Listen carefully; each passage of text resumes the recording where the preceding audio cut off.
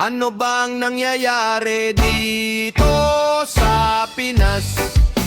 Ginagago mga tao sa baluktot na batas. Mga kawatan ng pondo ay malaya sa labas, habang nakakulong ang mga Pilipino sa dahas. Kaya ang tanong ko ay ano pa ba ang kulang? Kabila ang ebidensya na sa korte ang lumutang, na larawan ng bigayan ng alita at tabutan ng pera't salapi na para sana sa ating bayan.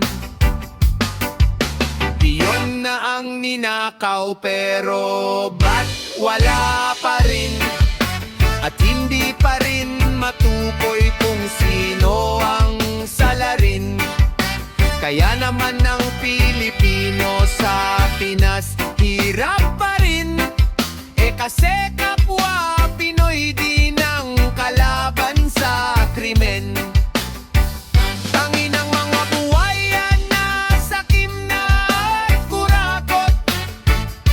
Ang pondo ng Pinas ay ninakawan at hinakot.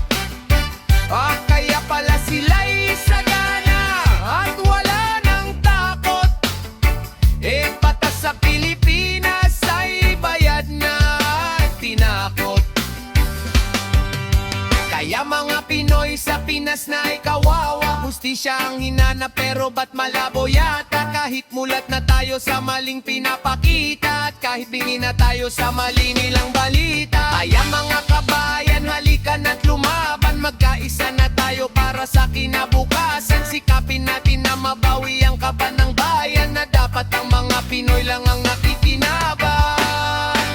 Kaya mga kabayan,